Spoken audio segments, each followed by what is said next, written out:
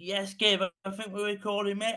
I used to do those intro things like welcome to the Wheeltalklife podcast and all that, but I think it's really cheesy. So instead, I welcome Gabe to the floor today, or the virtual floor, as we say, because we're over Zoom. How you doing, pal? Big respect to you for coming on. And also, as well, on the side note, I must give credit to this fella for his advice and help that he's given over the last couple of weeks of being in touch and networking. This fella's a right sound bloke, even though he does support Blackburn, which is one of his only downfalls. But we'll let him off with that. Gabe, how you doing, pal? I'm really good, mate. I was waiting for you to mention Blackburn at some point. I didn't think it'd come this early, though. No, you gotta get out the way early doors, mate. But yeah, thanks for coming on, pal. I've been following what you're doing for a while. Didn't really sort of know each other or pass across until a couple of weeks ago at Connected, which was a mega event in Manchester that we'll get onto shortly. But I just wanted to go back to the start of your musical journey and where your sort of love of music began, because not all of us are always necessarily into house music or dance music, should I say, straight away. Yeah, no, of course. I mean, so when I first got into music, like I wasn't really into house music and stuff like that, to be honest. I used to listen to a lot of American rap in school and stuff like that. And then once I went to college, I sort of made mates with a new group and they all listen to like bands and stuff like your Oasis and you know what I mean, people like that, Cortinas and stuff like that. And yeah, I started going to a lot of gigs, a lot of concerts and stuff like that. And then as I grew up a little bit, started obviously going to the raves and you know getting up to all sorts of antics and stuff like that.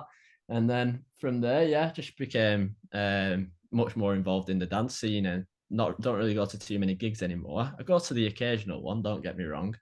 Um, but yeah, I'm more of a raver nowadays. Good stuff, mate. I have a balance, as you know, through obviously knowing me and Ben were both into both indie and also what do you call it, raving as well. Thankfully, I've been able to do a lot more raving, as you can see with this new chair when we met a couple of weeks back, and it was great to be at the event, which obviously I said we'll get onto in a bit. What do you, where would you say your idea for extra tracks came about? You mentioned you've been to lots of gigs and raves over the years and getting up to all sorts, as you say. But a lot of these things, I would say, are social experiments, like understanding what makes a crowd tick. If you like it yourself, if you're into the sound, making connections with not just people but the music. Is there any particular moment where you thought, "Oh, I could do this. I've got to get it off the ground." Yeah, absolutely. I mean, I could probably tell you the whole story. It's a bit of a long one, but if Come you on, strap man. yourself Get in, out up for 5 minutes. yeah. So basically, I went to uni and I studied a course that I didn't really enjoy too much. So I stopped going into uni, just sat in my room dossing about. At the same time, I was partying every weekend at the raves and stuff, you know, getting involved. And obviously just really enjoyed that style of music. And then I think my mate bought a set of DDJs, like a pair of decks, Mm. and started mixing, started getting into that. Sort of picked it up relatively quickly. Thought, you know what, this could be something that I can pursue. So then, whilst I was dossing around in my room, I sort of thought like, what can I do with my time to sort of give myself something to do, I guess. And I knew that I wanted to get into events and like the rave scene, like you said, but at the time I had no idea who like I knew who people were, but they didn't know me. Do you know what I mean? Like I Mm. didn't have these connections within the scene.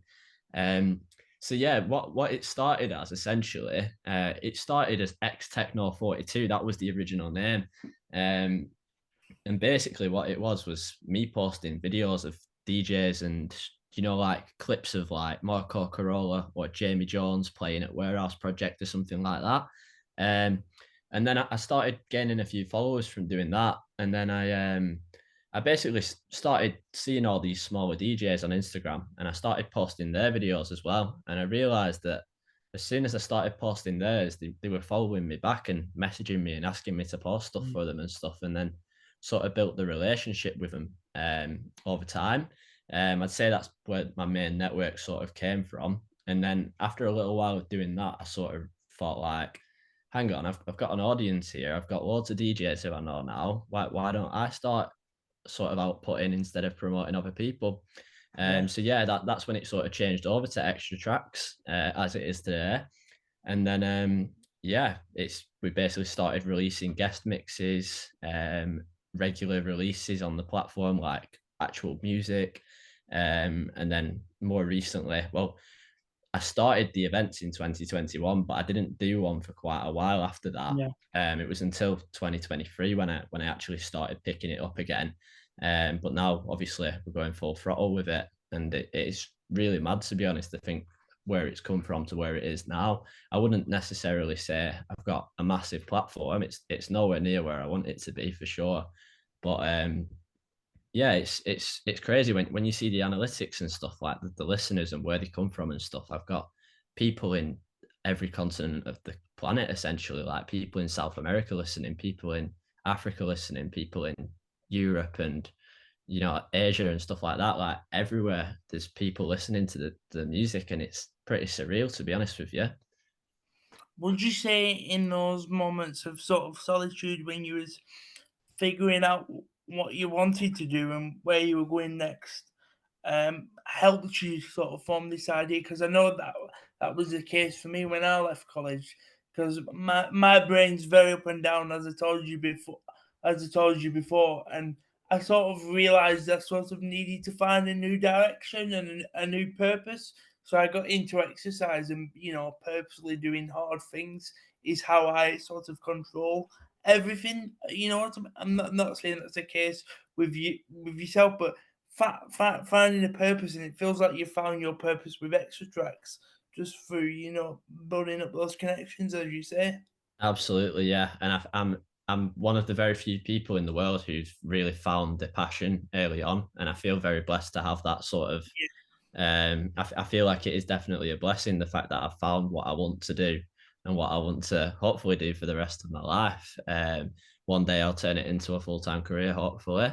But yeah, it's definitely something that I do think about quite a lot, because a lot of people will go their entire lives without sort of finding what they want to do, and maybe Yeah, be stuck in a job that they don't like for their entire life. And I know plenty of people like that, plenty of older people who sort of think like, oh, I wish I'd started something when I was younger. yeah, But I started mine when I was 19. Something that I did miss off when I told that little story was that the course that I was actually switching on to, because I stayed at uni. I didn't want to move out of Manchester because I loved the uni life. I loved living yeah. with my mates and having I that know. independence.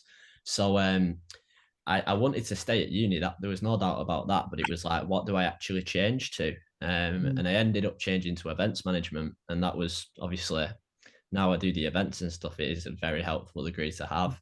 I have finished now, but yeah, it's sort of connected with that quite a lot because I went into that course with an already functioning brand and an already reputable brand, almost in a sense. Yeah, and it's like you say, it's mad the platform that you're slowly but surely building it and making those connections with people. Sorry, this isn't on the list in terms of questions or anything, but I just thought of something in my head because I've been this conversation with my mate Aidan the other day. You also know on one of our many walk and talking about life. He does the walking, I do the talking. He's basically like my counselor. What do you call it? Why do you think so many people our age are more sort of, driven to take risks? Because, like, it feels as if, like you said, there's lots of people out there these days with a passion. The digital world, although it has its drawbacks, it certainly opens up so many opportunities, doesn't it? And there's people going traveling, there's people going living in Dubai.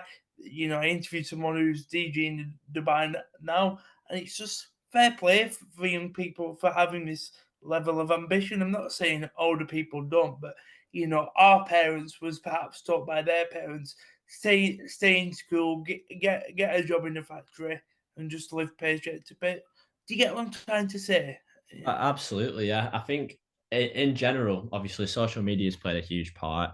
You see all these DJs. I think with music, especially, people are way more involved with artists and musicians and everything that they like more than they ever have been. And that is essentially because of platforms like Spotify and social media. Like if you find an artist on Spotify, you can listen to their entire catalog of music Yeah. right in front of you. It's right there. You become so involved with those DJs, and I guess people see this and sort of want that lifestyle for themselves, I guess. Another sense, I think that when you said about obviously maybe your parents and how their parents have told them to live their life a certain way, I think the times are just changing really in the sense that like my mum especially, like I didn't grow up with like my father or anything like that. It was just me and my mum, and my mum never sort of told me do this or do that. She always said it's up to you at the end of the day. You do what you want to do, and I was very grateful for that, and that's really played a massive part on sort of my decisions through Extra. And obviously I went to uni. I loved going to uni, but there are certain things that I look back on and I think like maybe I shouldn't have gone to uni. But then at the same time, it's Yeah, I like do that. it's almost like if I didn't go to uni, I wouldn't have XtraTrax right now. Because if I didn't have that bad year at uni where I didn't enjoy it, I wouldn't have started the brand. I would have had no motivation to start it. The motivation was there from me being bored in my room, me having like almost no purpose and direction, like you said. But yeah, it's just social attitudes, mate. Everything's changing nowadays. When I remember I used to watch like the Sidemen on my Yeah. Xbox in school and stuff like that. And my mum used to come in like, what's this? What's this you're watching on here? And be like, oh, it's the Sidemen, they're massive. Mhm. And now like KSI's got his own documentary and Yeah. stuff. Do you know what I mean? And it's like my mum's like messaged me the other night, like, I've just seen that Sidemen documentary on Netflix. I don't think she watched it, like, but it just shows like you can literally do anything nowadays with social media and the reach that you have. We live in a sort of era where anything, literally anything, is possible if you just put your mind to it. If you want to start an online clothing store selling clothes, it's like you've instantly got millions of people on Instagram ready to promote to. No one ever had that reach in the past. Yeah. It was all with music, it was all vinyls and CDs and stuff like Yeah. that. And like a CD back in the day would have cost you a tenner, and you might only like 3 tracks on there. Do you know what I mean? But Yeah. now you've got Spotify, you can literally go on there, you pay $9.99 a month, and you can listen to everyone you could possibly think of on Yeah. demand. And it just makes it so much more available to people, and that just creates that connection between the consumer and the producer. As I said Yeah. before we started recording, there's two types of people in the world: there's consumers and producers, and the consumers essentially feed the producers. You've essentially got to decide what you want to be in life, I guess. But I have always essentially been a producer, to be honest with you. I believe that, that comes from social experiences and awareness and observing everything around you. People think I'm weird, but when I go to away games and stuff like that down London, I'm not even bothered about the fact that we've just lost 5-0. I love watching people and going into the train station, going into this shop, going into that shop. And, you pick something up from every sort of experience that you go to. Oh, is that the case with you with yourself and being in Manchester? Because again, people think I'm weird. I'm always fascinated by these big cities, and I wish I could have lived there because I went to university in Manchester as well. There's just so much going on. I love people watching and observing, and you do a lot of that when you go to these raves and the house parties, etc. And how did you incorporate that into Extra Tracks? I mean, I'd say that my character has developed a huge amount over the last 10 years. When I was in school, I was very quiet. I wasn't, you wouldn't have Yeah, taught me on a podcast like this, you know what I mean, good having a chat with man. somebody. Um, but I was very quiet in school, and that meant that on the weekends I wouldn't really go. I went to a few parties, don't get me wrong, but I wouldn't do the same things that everyone else did. I guess I'd sit at home and play X. I guess everyone plays Xbox, but you know what I mean. I spend a lot Yeah, more time playing Xbox, and like I said, I used to make YouTube videos when I were in school and stuff like that as yeah, well. Um, and then I went to college, and I just really came out of my bubble. And then since then, I've just came out more and more and more to the point where I am like quite good at networking. I can go up to people who I've seen on Instagram and just start having a chat with them, show them my brand. They might recognize it, they might not. but I think XtraTrax has definitely given me a lot of confidence in myself, and in the way that I output to people as well. Because, like I said, I was so quiet in school, and then slowly I've just grown out and out and out, and now I've got so many reasons to almost have that confidence in myself, I guess. Yeah, I noticed that straight away when we first interacted. How he automatically sort of came up to me and sort of network with me. Music has the power to sort of move mountains, doesn't it? And that's why, again, like I said to you off camera and on WhatsApp and stuff, with this podcast, I'm not necessarily chasing views. I'm chasing awareness that people, like you say, because there has been times over the years where I sort of feel like I'm reliving my youth because I'm now able to do more things in this chair and people's attitudes have changed and I'm doing all the things that I should have been doing even more so when I was 18, 19. Music has the power to build connections with people, doesn't it? Yeah, definitely. A lot of my best friends, like even today, um, I've met so many people in different like raves and stuff like that who obviously I follow on Instagram and now, and I'll see them in raves and we'll always have a chat. Um, but yeah, like obviously in college, I had like two sort of groups of friends, and then as I sort of left and went to uni, it was all of my friends who would go to the raves and stuff who I ended up sort of drifting towards. And don't get me wrong, I love all my friends. Don't have a bad word to say against anyone. But it's just like I think what you're into and what you like doing definitely creates your friend group for you essentially, and sort of pushes you in that direction. Um, but yeah, music is an incredible thing. I seen a thing about I think it was 50 Cent or something like that, and he said try and run on a treadmill for 30 minutes and see how long you Yeah. can last. And it's like without music, I mean, and it's like he's so right, because when you're running on that treadmill, you're going to start thinking about your breathing more in your head, and it's like Mm, it's it just gets in your head, and when you put the music on and you block it out, it's like it's almost that escape in your head. And mm. yeah, I completely agree with you. It definitely does build really strong connections for people. When you first started XtraTrax, was there anyone you leaned on for advice or? Yeah, I mean, to be honest, when I first started, and even now, I had no idea what I was doing. I'll openly admit that. I think everyone, when they first start, they've got no idea what they're doing at Still all. now? Yeah. Um, there's a few people in the scene who have sort of given me advice over the years. People like Mike Morrissey, you might have heard of him. All of the Libero boys, they've always been quite supportive. In the early days, they were providing us with content to release and stuff like that.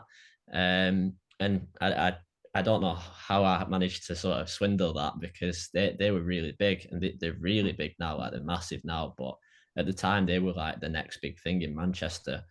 And I think Mike gave me guest list for one of the Libero shows, and I went down to their event. Libero's their record label, by the way. Yeah, Ben's told me about that before. And yeah, I went down, and Mike was just so accommodating, and he sort of like came over to me and said hi and stuff, and I was just like, fair play to you, like proper built up that respect there and then. But like anyone within the scene really who could have given me advice, it's going back a long time now, but anyone who I've met, I've always sort of taken on anything that they've told me, or do you know what I mean, given me a little, like a few pointers and stuff like that. It's you've got to welcome that advice, but at the same time, I'm quite an independent person. Up until about a year ago, XtraTrax was just my own brand. I was only doing it all myself. Now I have a little bit of a team with resident DJs, and do you know what I mean? But that was a big step for me, having to sort of step out of my comfort zone and start taking taking in what other people are saying, and because Mm. four people can come up with way more ideas than one person. Do you know what I mean? So it's like it definitely has its benefits to work in a team, and that was definitely something that I really struggled with at first. But um, now it's sort of coming along, and I'm sort of building that team and open to ideas, and everyone's chipping in and stuff. And yeah, it's in a really good place right now, and hopefully it can continue to grow. You know what I think is really powerful about yourself? The platform that you provide to various artists to be able to showcase what they can do on SoundCloud and in person. Can you talk a bit about how XtraTrax radio works and some of the mixes that you put up and how that works for people? Because I've saw the email address on the SoundCloud today. I can't remember what you said earlier, but I saw it. So do basically people send mixes into you, or Yeah, so when I started, it was mainly me reaching out to people because no one knew what XtraTrax is, or XtraTrax was. So it was mainly me reaching out to people and asking if they want to obviously provide a mix, and that was mainly the people who had sort of built that network with over time. And then as time's passed, I'd say definitely in the last year or two, we've started getting a lot more submissions. For example, we had a girl on a few weeks ago called Puka, and yeah, she's from Romania. yeah, I saw that video. Yeah, she just sent me an email with a mix and said like, "Oh, I've seen your platform. I'm a really big fan. I'd love for you to release a mix with me. Give it a listen. If you fancy it, let me know," or something like that. And yeah, that's something that's really sort of mind blowing for me. Is just the fact that people see my platform and want to be a part of it. Um, because when, like I said, when I first started, I had no idea what to do. Now I still don't have any idea what to do. Don't get me wrong. I've got a better idea, but I'm still a newbie in this scene, I guess. But yeah, we basically they basically send us music or send us a guest mix or whatever. I'll give it a listen. If I think it's up to scratch, then we'll obviously provide them with a date, create some artwork, and we'll post it on the SoundCloud. Um, but yeah, it is at first it was very reliant on sort of reaching out to people, like I said, but as I've moved on, it has sort of I do still reach out to people, don't get me Yeah, wrong, but as it's sort of moved forward and grown a little bit, I'm finding that a lot of the stuff I'm releasing is people that stuff that people have sent me rather than me reaching out to people. And that's good, that, isn't it? yeah, definitely, mate. And it means that I'm obviously doing something right if people want to reach out and put their music onto the platform. Um, but yeah, it's doing really well right now. I'm really happy with where it is right now and where it could go. How do you identify what you think will be a hit or not? Like, because sometimes a song just grips you, whereas other times, it grows on you. Or a mix in your case, because it's not necessarily just a song. You know what I mean? Yeah, I do know what you mean. I think with me, see, I've had loads of tracks in the past where I've said I'm going to release it, and then a couple months later, I'm like, oh, I don't really like it anymore. I don't know if I am going to release it, and then I've got to go to them and tell them like, look, I'm not really feeling this track anymore. It's not really for me anymore, and that's a really hard thing to tell someone, and probably a hard thing to take as well. Um, but I go off my own personal taste, but what I like might not be what the next person likes. So that's why I've sort of tried to build the team to get input from everybody. Because if Mm. I like it, but then the three other people then say, nah, it's not really up to scratch, then it's like, is it a good track or do I just like it? Do you know what I mean? Um, but yeah, it's quite a difficult process because you have to say no to a lot of people, and that's something that's really hard and something that I definitely have struggled with over time. There are tracks that I've released in the past that now I'm looking back and I think like maybe that doesn't fit with our brand or maybe it doesn't really fit with the sound, but it's just part of the learning process, I guess, isn't it? Sort of I try and stay in the back seat at the minute and try and not that's not really the word I should say, but I try and just keep it open at first now because if I tell someone I really like the song and then a couple of months later or a couple of weeks later I listen to Yeah. it again and I'm like, oh, I don't know if I like it anymore. It's like I said, I've got to then go to that person and say, yeah, sorry, I'm not really feeling this anymore. So I try and just keep it open and say, yeah, just leave it with me. We'll have a listen and we'll get back to you soon. But yeah, it's definitely got to be sort of a collaborative thing when you're selecting music because, like I Mm. said, my taste is so much different to everyone else's taste, of course. How important would you say is having that diversity amongst sound and the mixes that you put out, rather than everything sort of sounding the same? Well, You see, I'm very focused in one style of music, and that's like deep tech slash minimal music. So like you mentioned about like Paige Tomlinson and LP Rhythm, they're more like minimal style music, like a bit more 90s 80s influence, sort of a lot Yeah, of that's organs and stuff like that. Whereas ours is based on like a rolling sort of percussive sound, like a lot of percussive instruments and stuff like that. So we do try and focus it in one area, but I don't mind if I really like a track and all the boys think it's sick, then I don't mind drifting away a little bit. Um, but yeah, I agree with you. We do have to keep it diverse to keep it fresh for sure. But the main sort of goal is to sort of target that sort of scene, because if you start going, if I was to release like a techno track from like a Carl Cox style track or something like that, yeah, um, and then the next week I'm releasing my usual stuff, it's like you sort of breaking up that your audience essentially. yeah, When I started, mate, I used to listen to all sorts. I used to go to any rave I could possibly go to, like drum and bass raves, house music raves, techno raves, garage raves, jungle raves, everything. Um, but sooner or later, you start to realize like I'm building a really big audience of people in this music, but then this music's sort of falling behind a little bit now. So it's like you have to just sort of focus in one direction to sort of help your brand to grow consistently and keep that consistency across releases, I guess. Can you talk a bit about the different genres? Because for me, I'll openly admit, right, and this is where I could potentially look like an idiot on future podcast episodes. With like, if I one day do eventually get your likes of Michael Bibby and Paige Tomlinson and stuff. If I like the sound of something, I don't really care what sort of genre it is. If that makes sense.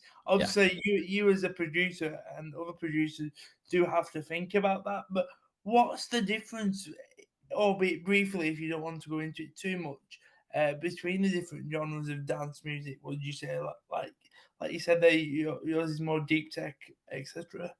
Yeah, I mean, it is generally just based on taste. I'll try and explain it in the way that would probably make a little bit more sense to Yeah, someone who doesn't listen to the music, I guess. But if you, I mean, when I first got into house music, it was all tech house. It was all really big tech house with a lot of commercial sounds, and it was like it was what I liked. Don't get me wrong, I loved it. It was sick at the time, but that was what was big at the time.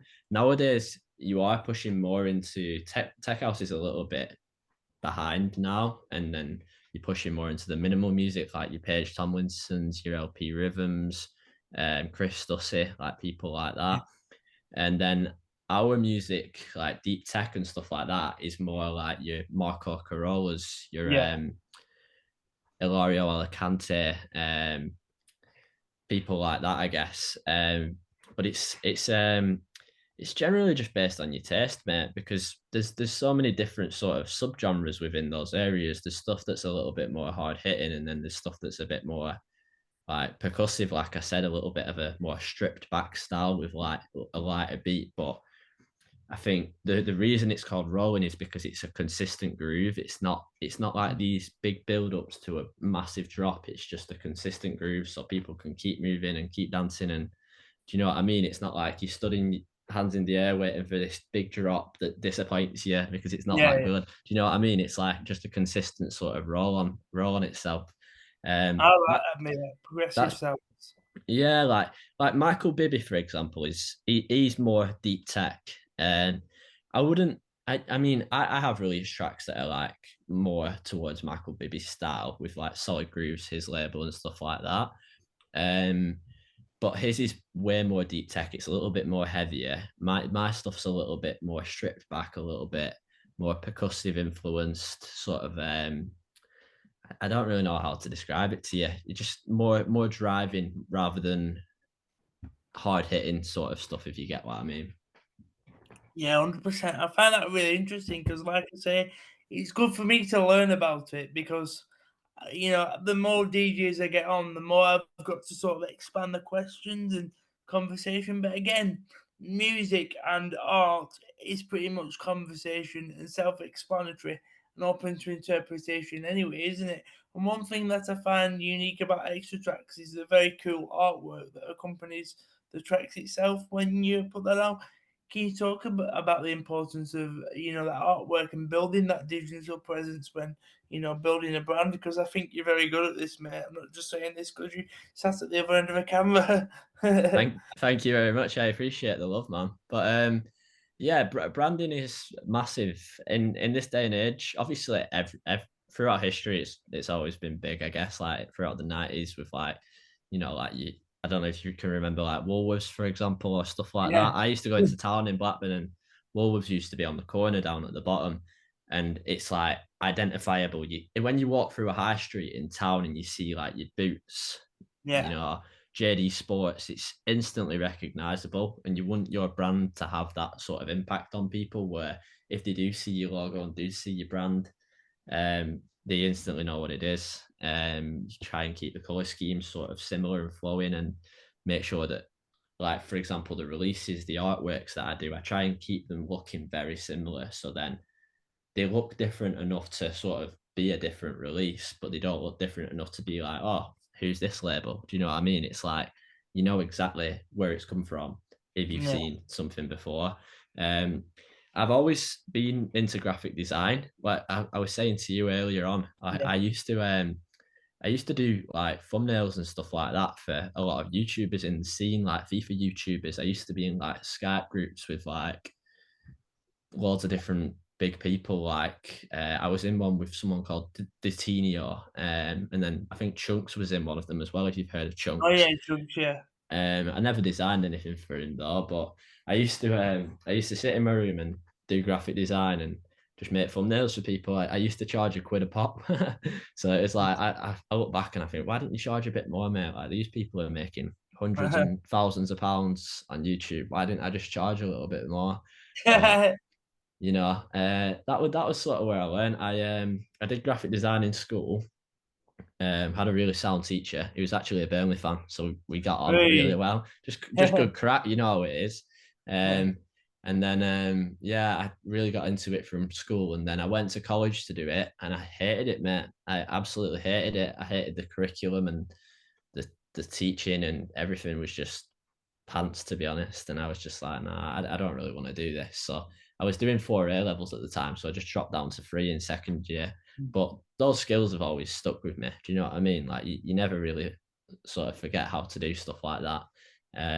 But then as I've sort of gone further with extra, those skills have really started to push forward a lot, and I've just got a lot better and better and better. I wouldn't say I'm the best. Don't get me wrong. Like I can sit at my desk and start creating an artwork, and I can spend days on it, mate. Like I'll spend half an hour on it, and then I'll be like, I've got to be in the mood to do it. Do you know what I mean? Yeah, I get And you. if I'm not in the mood, my creative flow just doesn't start flowing, and I can't do anything. I can't put anything onto the canvas.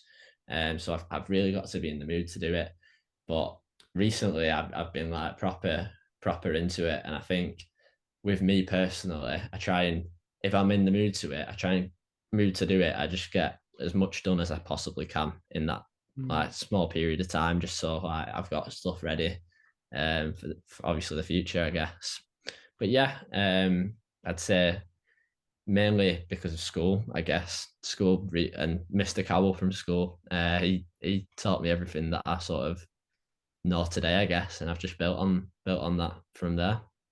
Nice one, and you put in another great thing is where I met you the other day, connected, and you're putting on some great events. Can you talk a bit about the process of putting events on and where the idea of Connected came about? Because it was really unique in that you picked a really chill out setting where it was just open for people to connect with one another, and that's how sort of I met you through going to see me cousin Ben, who's another up and coming DJ within the scene. Hopefully, shout out to Ben for also connecting us both as well, because we helped him and want to come to the event, and obviously my mate Aidan. I really loved the concept that you had the other day. I thought it was really interesting. Can you talk a bit about it and the events management process, etc.? Yeah, I mean, like I said before, like when I started my brand, I knew absolutely nobody. Yeah, And the way that you meet people is by networking with people. But a lot of people just maybe don't have the confidence to just go out and speak to people. I know I definitely didn't at first. It was mainly over Instagram, and then once I'd spot to him on Instagram, once I saw him in the rave, it was like a little bit easier, I guess. But Yeah, I get you. networking's a massive part of it. My brand wouldn't be where it is today if I didn't network with people.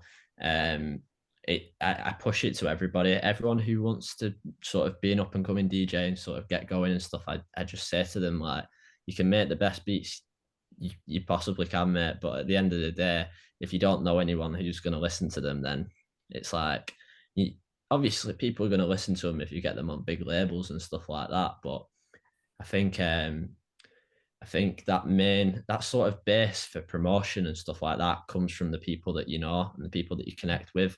And if you're meeting these DJs who are doing similar stuff to you, you're giving each other ideas. You're pushing each other. If I support, I've met so many people through the scene, and I like the content on Instagram. I share it to my story and stuff like that. I leave a comment, and they do the same for me. It's a scratch Yeah, your back, I scratch you scratch my back, I scratch your back yeah, sort of scene, and you've got to work together. Um, and not many people have done something like this in Manchester anyway. I don't know about outside of Manchester, but there isn't many places where you can just go down in sort of a chilled environment and have a chat with people. And I think when it first started the event, around 8 to 9 o'clock, it was like no one was really talking to each other, and I was a bit like head in hands, like, oh my god, is this going to be a disaster or something? Um, but then once everyone had had a few drinks and the music sort of cranked up a little bit, everyone just started chatting, and I started introducing people to each yeah, other and stuff. And it's like I speak to people, like people were messaging me on Instagram and saying like, oh yeah, I met loads of people last night, so thank you very much. And it's like that's the main thing that it's about, man. Like a lot of brands would be really scared to sort of do a networking event. A lot of people have told me that like you've really stepped out of the norm doing something like that. Um, because by you introducing somebody to somebody else, it could create competition for me, I guess. But at the same time, it's like it's beneficial for all parties. yeah. Like I'm meeting new people in the scene. I'm introducing people I know to them. They're meeting people who I know, and then they're sort of getting along with them and then following them on Instagram and supporting each other, going to each other's events and stuff like that. And it's like it's just beneficial for all parties. It's just the way you look at it, I guess. What would you like your audience or people who comes to your events to feel when they come to XtraTrax event that you put on? What makes you think, yeah, I've done my job? Is it when you receive those messages, or be it in person or via social media, etc.? Yeah, I think to be honest with you, it's mainly when people give me the feedback. Obviously, I mean, to be fair, the main thing that I'd say is when I'm obviously at the event and I can look around and see that it's full and everyone's having a good time and chatting and dancing and stuff like that. If everyone's having a good time, then it's like it gives you a good idea on the success of your Yeah. event anyway. But then when you get those messages the day after, when maybe you've sobered up and you sort of sat on your sofa watching a film or something, it's like that's when you sort of clicks in your head and you're like, oh, people actually really enjoyed that. You'll never know until the next day, really, I guess, unless people tell you on the night. But yeah, that feedback from people definitely something that drives me. It always has. That sort of recognition from other people, which maybe isn't the way to go with it, I guess. But that is something that motivates me when people tell me like, oh, this is sick, this is sick. It's like, yeah, man. You know what I mean? Yeah, 100%. And like, what I noticed about you again, to refer back to our meeting and subsequent chats that we've had on WhatsApp, you're a very socially aware person, man. And I say that about Tommy Tailforth as well. First time I met him, I just thought, I like this fella. He's a good lad, even though he also supports Blackburn. I don't know why I've got so many Blackburn friends, mate, but we'll leave that one for another podcast. But how important is mindset in business and in life, would you say? Because it's what has necessarily pulled me out of a dark hole in recent years, and also prevented me from going back into one with the current working situation that I face. Yeah, mate, honestly, the people underestimate the power of your mind. Your brain is your brain at the end of the day, and you create those thoughts in your head.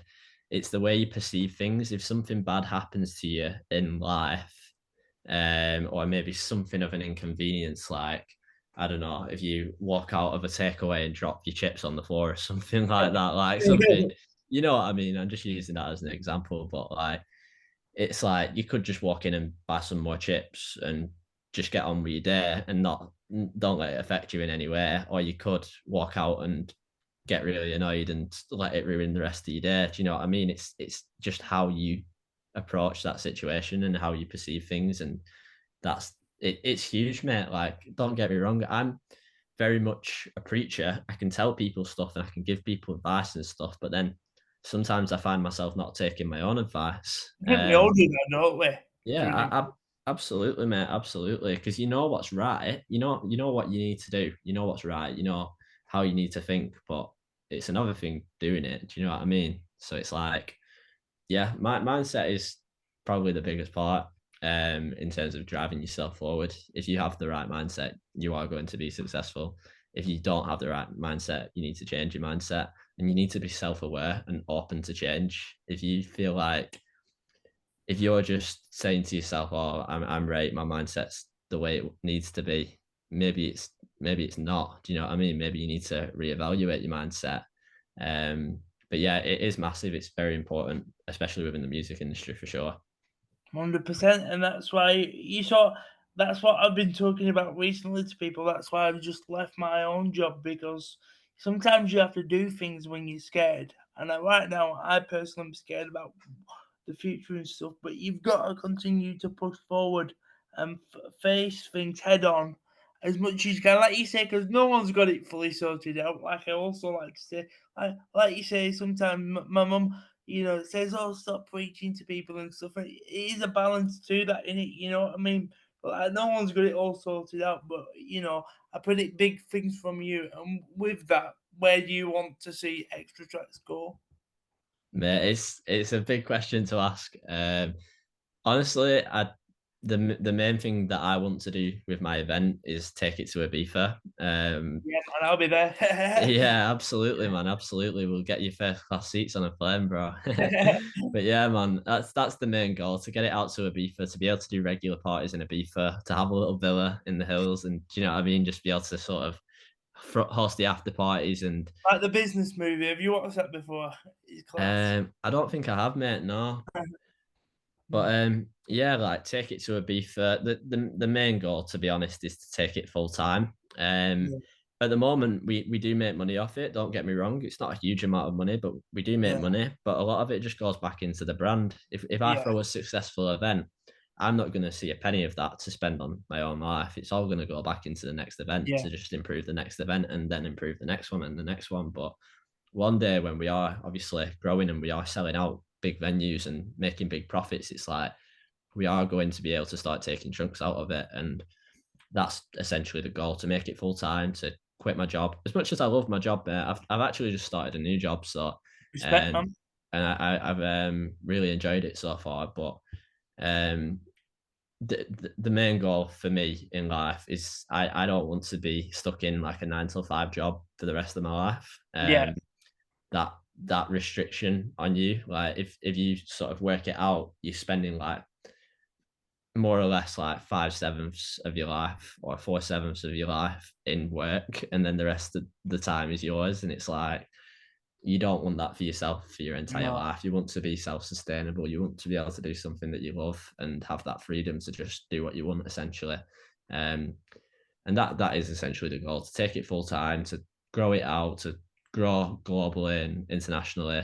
I've had a few conversations with different people about potentially doing an event in London, which is obviously the first step out of Manchester. class. The girl who obviously did the mix series the other day, I was saying to her, like, one day I'd love to do an event in Romania, because it's Yeah, really big over there, that style of music. yeah. So take it to Romania, take it to South America. It's really big over there as well. Um, but yeah, just global expansion, mate. World domination, in a sense. Bring it to Paddy and where I live, and we'll get Arbery's Paddy and Football Club, and we'll tear it up, mate, up football pitch. But yeah, Yeah, what, there's what, what, There is Go a on. little bit of talk of doing one in Clitheroe over the summer. I'm not entirely sure if it's going to happen 100%, but I had a little meeting with a guy the other day about our day party in June on the 6th of June in Fallowfield in Manchester. Um, and he said there's a venue in Clitheroe that wants to do one. So we might end up doing one over in Clitheroe, but we'll have to see how things pan out. That would be in the summer if we do it, but I'll make sure to let you know, mate. Nice one. And final sort of question before I stop the recording. Please don't leave the lobby because sometimes some people leave the Zoom lobby before we can speak afterwards. But have you got any advice for anyone following their dreams, mate? Because, like I said, we're all winging it in life. You know, sometimes we all think, what the fuck are we doing? We need to be a bit of a change. If you've got £1 million in bank or if you've got £10 in bank, but it's all about having that, you know, desire to improve. So, have you got any advice for anyone who might be feeling a little bit thinking about what's next in their life? I mean, personally, the biggest advice that I've ever been told is to just not care what people think. A lot of my friends, like who are producers and DJs and stuff, like they maybe don't post the music on the stories or don't reach out to people in certain ways that maybe they should do. Um, and it's like, is that a fear of what people think of you or like whatever, I guess? But it's like when I started Extra, I was sort of in that mindset where I was like, oh, people are just going to think like, what are you doing? Why are you doing this? Like, it's never going to go anywhere. Um, but as soon as you let go of that feeling in your head, you are unreachable in a sense. No one can touch you. Um, just don't let people's opinions get to you because you can't please everybody essentially. That's probably the main advice that I can give to people, to be honest. I think that's a great way to sign off, mate. I think you're a top bloke, and I'm looking forward to hopefully doing it. You know, coming to more of your events and seeing where we go, pal. Because I predict big things from you. As I said, thanks for coming on, mate. Any final words before I figure out how to press stop? No, that's bang on, mate. Really happy you've invited me on, mate. It's been my pleasure speaking to you today. Respect, pal. Cheers.